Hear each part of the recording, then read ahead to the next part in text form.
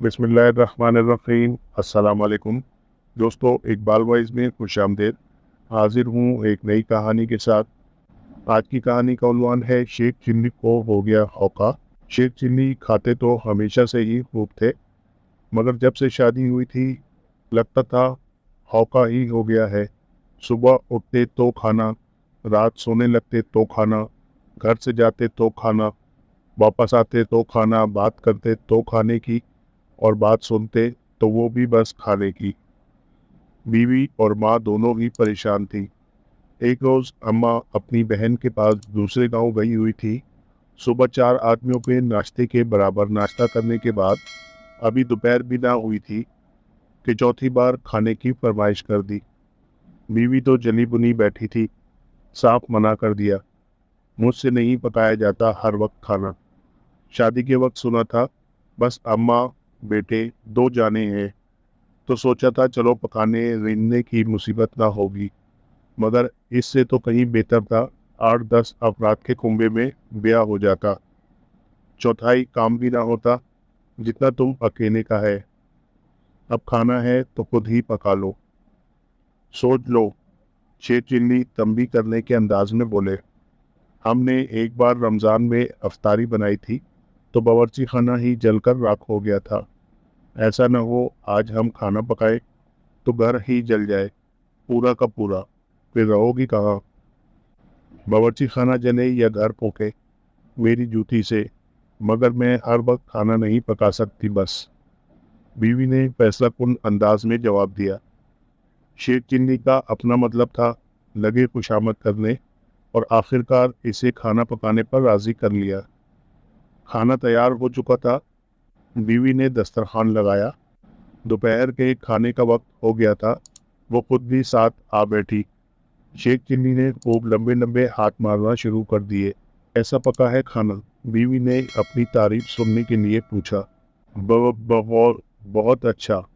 Sheikh chilli ने बड़ा सा लुक़मा मुंह में ठूंसते हुए बोलने की कोशिश की, मगर एक गड़बड़ है। गड़बड़? वो क्या? बीवी ने हैरत से पूछा। भीड़ यानी हजूम बहुत है दस्तरखान पर। खतरा है पेट भर के नहीं खा पाऊंगा। भीड़ दस्तरखान पर? बीवी बदस्तूर हैरान थी, इधर उधर देखते हुए बोली, मगर दस्तरखान पर तो बस हम और तुम 2 ही हैं। हाँ यही तो मेरा मतलब है, खाना अच्छा होता अगर दस्तरखान पर बस मैं और ये खाना होता। बीवी के तन बदन में आग लग गई, गुस्से से भरी उठ खड़ी हुई। अच्छा तुम्हें भीड़ और हजूम नजर आ रही हो? मेरे 2 लुक़मे खाने से तुम भूखे रह जाओगे। तो लो, मैं चली।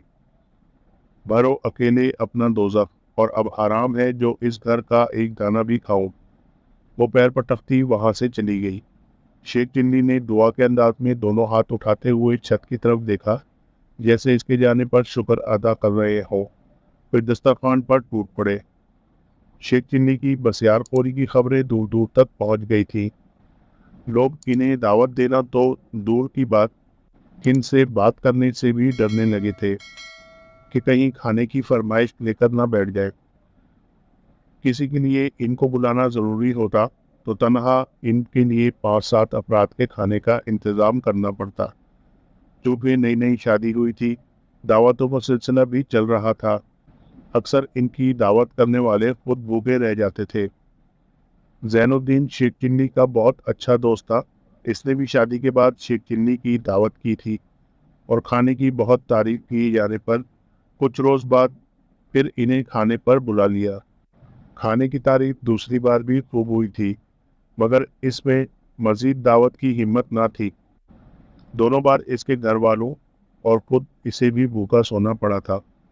शेख चिल्ली को बड़ा इंतज़ार था कि कब वो एक बार फिर इन्हें दावत पर बुलाए, और कब वो अपने दिल बल्कि पेट के अरमान निकालें। और जब तवील इंतज़ार के बाद भी दावत नहीं मिली, तो एक रोज़ वो खुद बिन बुलाए मेहमान बनकर इसके घर जा दमके। ज़ैनुद्दीन ने दस्तक सुनकर दरवाज़ा खोला तो शेख चिल्ली को देखकर इसकी जान ही निकल गई। इखलाकन घर में बुलाया और अनेक समय के बाद आने का सबब पूछा। शेख चिल्ली बोले, भाई तुमने तो हमें बुला ही दिया, अरसे से सूरत नहीं दिखाई। कब से इंतज़ार था कि खाने पर बुलवाओगे, मगर बस इंतज़ार ही करते रहे। सोचा चलो खुद ही होकर आते हैं, आखिर तुम्हारा घर भी खैर से अपना ही तो घर है। हाँ हाँ हाँ, उन्होंने अपनी बात पर खुद ही कहका लगाया। ज़ैनुद्दीन को गुस्सा तो बहुत आया, मगर सब्र से काम लिया। सोचा इनसे दो टोक बात कर लेना ही बेहतर है, वरना मुस्तकिल दर्द-ए-सर बन जाएंगे। इसने कहा, भाई शेख चिल्ली, ना मैं तुमको भूला और ना ही तुम्हें खाने पर बुलाने में मुझे कोई परेशानी होती, मगर बात करूँगा साफ साफ, बुरी लगे तो बता देना। पिछली दावतों में तुमने खाने का जो हैरत अंगेज़ मुजाहरा किया था, इसके बाद मेरी हिम्मत ही ना हुई थी कि फिर ऐसा कोई खतरा मोल लूँ। गज़ब खुदा का, जैसे तुम खाते हो ऐसे तो कोई भट्टी में कोयला भी नहीं झोंकता होगा। एक निवाला हलक से उतरा नहीं कि दूसरा भी मुंह में और तीसरा हाथ में तैयार, और ये सिलसिला चलता है तो रुकने का नाम ही नहीं लेता। शेख चिल्ली को ऐसी खरी खरी सुनने की उम्मीद ना थी। पहले तो वो हैरतज़दा से ज़ैनुद्दीन की बातें सुनते रहे, फिर तिलमिलाकर बोले, वाह मियाँ ज़ैनुद्दीन वाह, तुमने दो एक दफ़ा खाना क्या खिला दिया, जैसे हमारी 7 पुश्तों पर एहसान कर दिया। ना करते हो दावत तो ना करो, बल्कि अब तुम बुलाओगे भी तो हम आने वाले नहीं, मगर हम ये बातें बर्दाश्त नहीं कर सकते। तुम क्या चाहते थे कि हम तुम्हारे यहाँ दावत में आते तो एक लुकमा खाकर 2 रकात नमाज पढ़ते, फिर दूसरा लुकमा लेते। अरे मियाँ, ऐसे खाने से तौबा भली, और ऐसी दोस्ती को भी दूर से साथ सलाम, जिसमें खाना खिलाकर जताया जाए। ताने देते जाते हो, लो हम चले, और ख़बरदार जो हमें आवाज़ दी, रोकने की कोशिश भी की। ज़ैनुद्दीन ने दूर जाते शेख चिल्ली को देखते हुए सुकून की सांस ली। इसे तवक्को नहीं थी कि ये बला इतनी आसानी से टल जाएगी।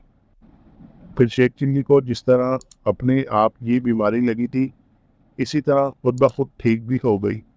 इनकी अम्मा और बीवी ने भी अल्लाह का शुक्र अदा किया, और इसके बाद शेख चिल्ली का खाने के लिए हौका ख़त्म हो गया। तो दोस्तों, उम्मीद है कहानी पसंद आई होगी। प्लीज़ लाइक कीजिएगा, शेयर कीजिएगा, और कमेंट्स में अपनी आरा से भी आगाह कीजिएगा। तो मिलते हैं इसी तरह की नई कहानी के साथ। अल्लाह हाफिज़।